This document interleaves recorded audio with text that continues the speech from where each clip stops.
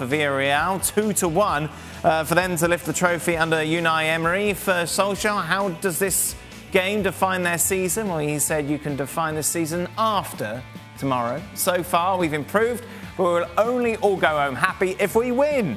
We're already happy because look who's here.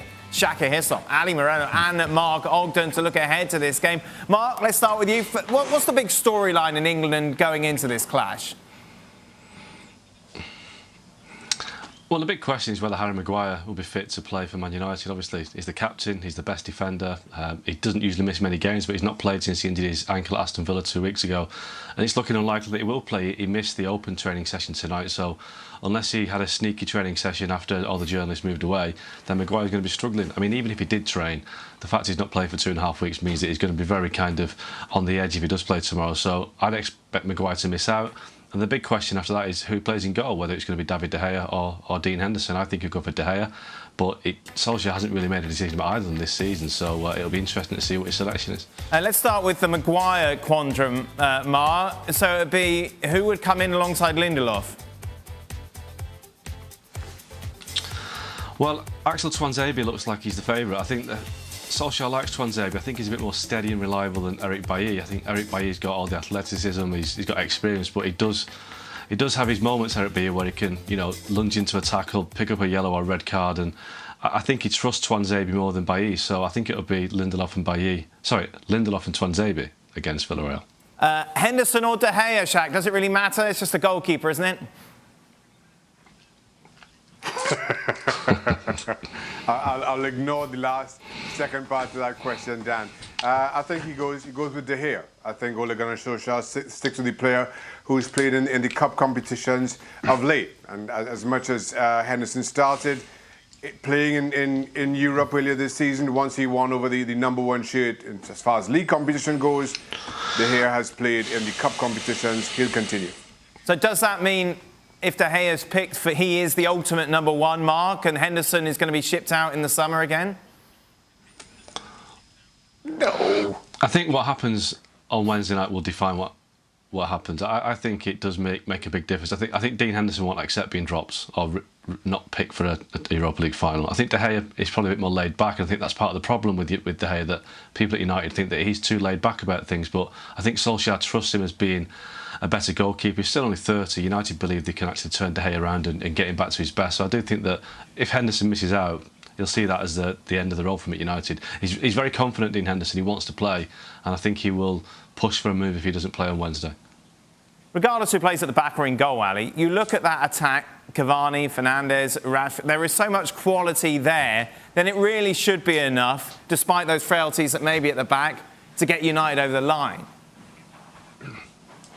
Well, there's no question that Manchester United come into this as favourites. We've only seen it from the bookies there, but you just have to look at performances. You just have to look at personnel and the availability of those players, and the talent available for Manchester United in the final third is superior to that of Villarreal. I would also say that if you look at Manchester United and individually, all these players that you just mentioned come into this match playing exceptionally well. In particular, Edinson Cavani, who we have seen the very best of him with Manchester United over the last 3 weeks or so. The quality of goals that he's scoring, the ability that he has shown to provide that final touch, and his ability also to combine, to be a holder player when need be, or a guy that runs in behind. His movement off the ball has been excellent. Marcus Rashford kind of plays that supporting role. Bruno Fernandes plays the ball from behind. Paul Pogba has been playing well. You just look overall at Manchester United and you say, you know what, this is a team that has all the experience in the world. They have been in gazillion finals, while Villarreal has been in how many finals in Europe? 0. This would be their first one. And so everything points in the direction of Manchester United. It's interesting that Cavani has become such a focal point, Mark. It's difficult not to like him, isn't it? He's been fantastic for United, and I think what he gives United is what nobody else can. He's a proper centre-forward. He's an out-and-out old-fashioned #9. He holds the ball up, he moves fantastically, great finishing. And I think that what he's done is he's given Solskjaer the opportunity to play Rashford out wide, Mason Greenwood out wide. Obviously, there's a question mark over Anthony Martial going forward, but I do think that Cavani's form has made him, a first choice up front, and I think it has raised a bit of a question over Marcus Rashford, because the three men behind Cavani will be Bruno Fernandes, Paul Pogba, and probably Marcus Rashford. But you could make a case for Mason Greenwood, because the way that Mason Greenwood's finished the season has been exceptional. Rashford hasn't really been hitting his top form for quite a while now. I think he's been inconsistent in front of goal. He's Marcus Rashford. He's a player that has got a great reputation, but I do think that Mason Greenwood is pushing him a lot, really hard now for a place in the team. I think Solskjaer will pick Rashford on Wednesday, but I do think it could be a close call, because Greenwood has probably done enough to deserve a start now. Ali, just give us the Villarreal story. You've seen a lot of them this season going into this final. A team that has some good pieces, a team that has in Gerard Moreno a guy who will score goals and has done consistently in La Liga this season. A ball-playing midfielder of Dani Parejo, who lacks a little bit of pace defensively, who doesn't cover a lot of space in terms of what he does in the middle third, but when he does have the ball at his feet, he's a good distributor of the ball. In Pau Torres, they have a center back that is highly sought after and highly spoken about, and perhaps the next big center back who's going to move to an important club across Europe. And there are pieces to like about Villarreal, but I think of all the pieces that you may like about Villarreal, the one guy that you're going to have to look at if you're a Villarreal fan is Samuel Chukwueze. If he's healthy, he gives you athleticism on the side. He gives you speed, actual pace. So assuming that you're absorbing a lot of pressure defensively, he would be the natural outlet on a counterattack opportunity. He has been out with a quad injury. If indeed he's back and close to 100%, then Villarreal becomes far more dangerous.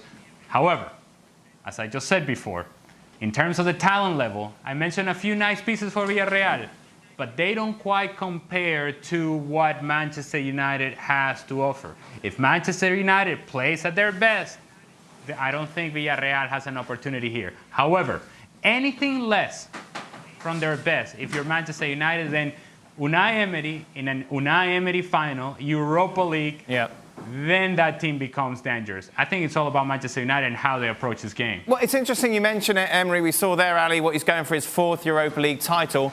How much of a difference does that actually make going into these sort of games? Well, I think it does.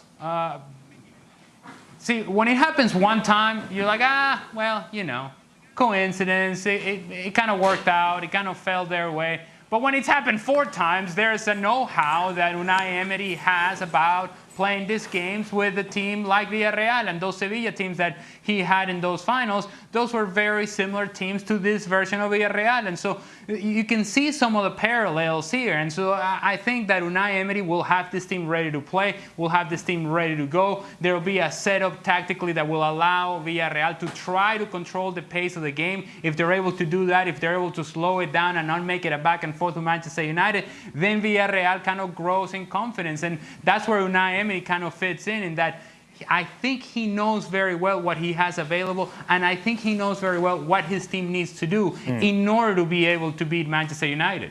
Shaka, in the locker room, there's a lot of ruckus going on. Is that at your house, Shaka? Yeah. What's happening? What was this? What's happening? People walking by? I don't know. Tell them you're having a very important discussion about the Europa League final and you need to focus on this. Shaka, overall, just from a player's perspective, big players in both locker rooms, how much difference does a Solskjaer character compared to an Emery one? Huge, especially given the imbalances between these two squads. If we were having a discussion around Manchester United, their squad, and Unai Emery as their manager, and vice versa with Villarreal and Solskjaer, nobody would give Villarreal any bit of a hope. But with the lesser squad and the better manager, Villarreal have a puncher's chance here. Keeping in mind that this is a team that come into this final undefeated in this competition, have only failed to score once in this competition, so they are not going to be pushovers. United by far the better of the two if you look at just talent-wise.